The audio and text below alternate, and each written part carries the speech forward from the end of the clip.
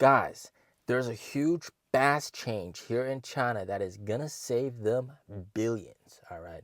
Holy moly, this is pretty darn big. But first, we got some other news to talk about. The Envoy L90 has been spotted filming the promo videos, and the Envoy L90 will launch very soon in July. And this car is going to be revolutionary because 7-seater car where you have a big frunk and you don't compromise on storage space. This is never before seen. And of course, this car is going to sell really, really well. All right, I'm very, very bullish on this car. So that's going to be very, very nice. And then in terms of cost cutting for NIO, which we're all really, really concerned about, there continues to be cost cutting measures.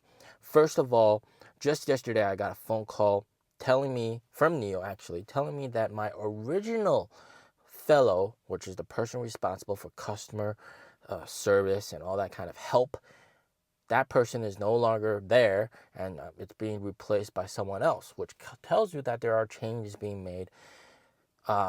Perhaps some of those were redundant, and then they're consolidating the workforce and sort of cutting costs, which is also very nice. And also, of course, NIO did a crackdown on people that were abusing the free battery swapping policy.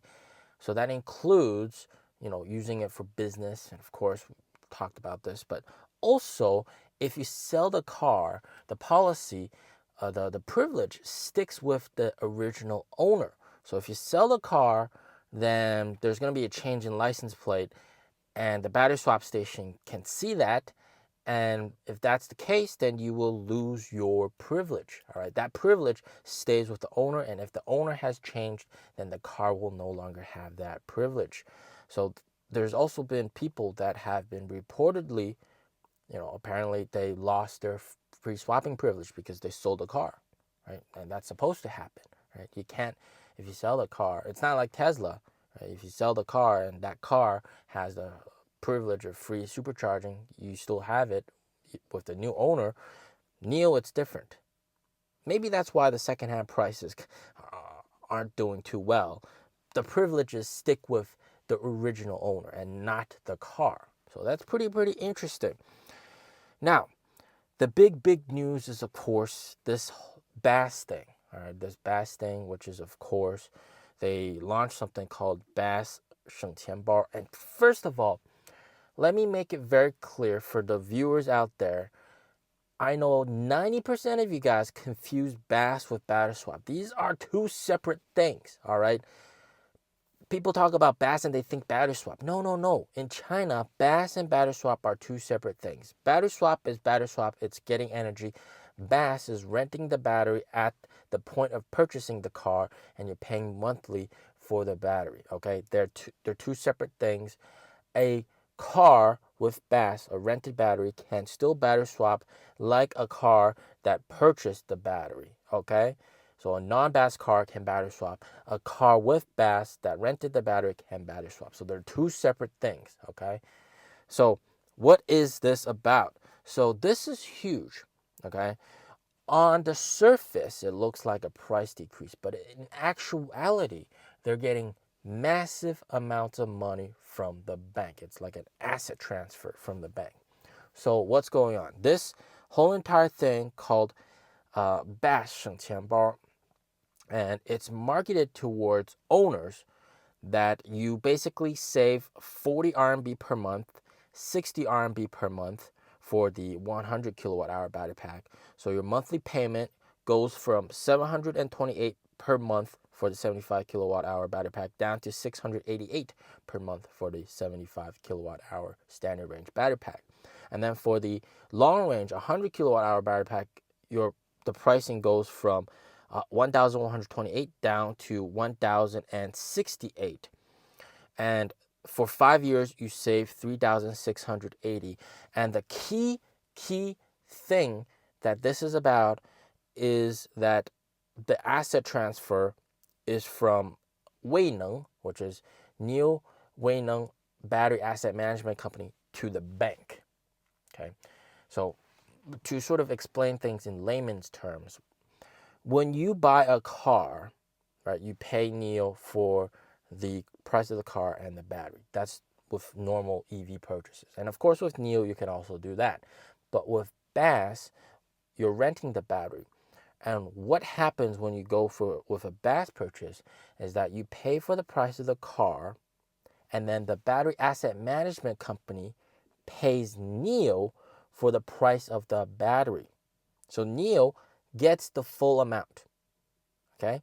And then the battery asset management company owns that battery, and then the owner has to pay back monthly to the battery asset management company, okay? And the return on investment is roughly about 12% APY for the battery asset management company, which is pretty lucrative returns. Now, the thing is, it's very capital intensive for the battery asset management company because you have to basically give NIO a lot of money every time at the point of purchase. And keep in mind that NIO has a significant stake in the battery asset management company.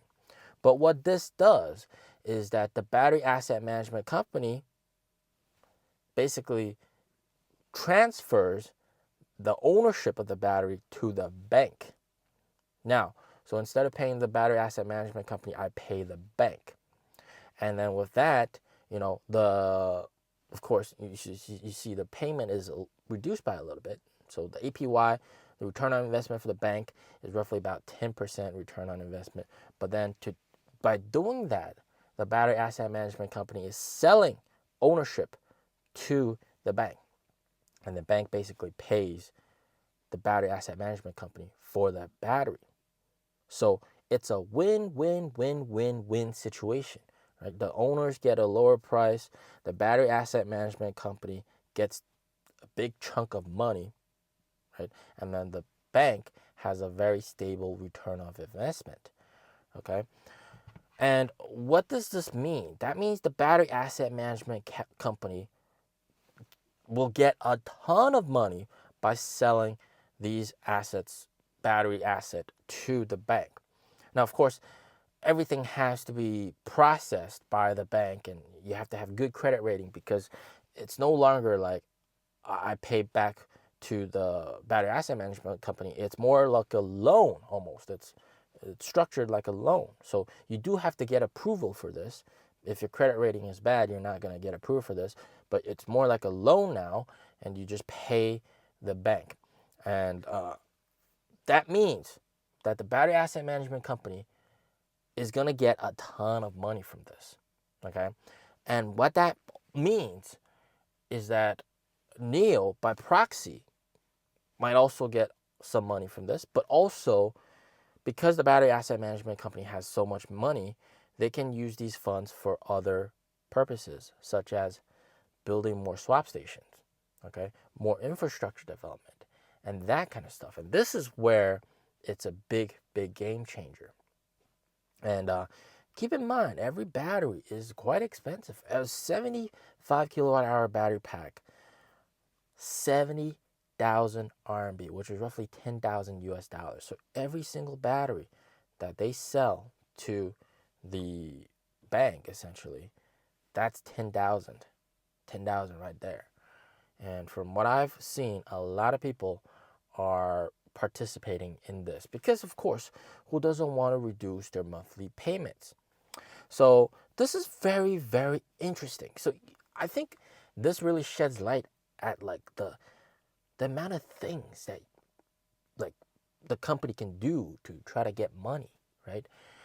I mean, like, this is definitely not possible with any other EV company because they don't have this, and it's not as complicated. And I hope you're understanding like what I'm saying, what this is all about, and how everything works, because it is very complicated at the end of the day. But wow, right? And it just shows that there's a lot of cards that can be played for them to get money, for them to become profitable in a sense.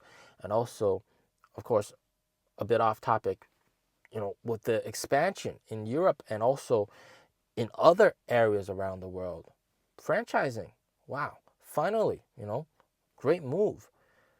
Instead of forking out a ton of money, let someone else handle it and you sell the cars to the dealerships. That's going to be amazing, you know. So NIO is doing the right moves, in my opinion. And yes, cash is kind of constrained, but you can tell they're doing things to try to make it better. And I know in my previous video, a lot of you guys were upset about the fact that, you know, payment period reduced down to 60 days. You know, if it's up to me, I would say, hey, pay the suppliers 1,000 days later. But it's not up to me. It's the government deciding, hey, we got to shorten down the payment period to 60 days. And that's just what it is, right? That means more constraint on the cash. So don't hate me for reporting the news. It is what it is, all right? That will draw down the cash. But of course, NIO's doing other ways and other things to really boost their cash, preserve cash, so to speak, to become profitable in Q4. Part of that relies on the Envel 90 being a huge success. I think it will be a huge success. But that's it for today. As always, stay safe, stay healthy. Peace out.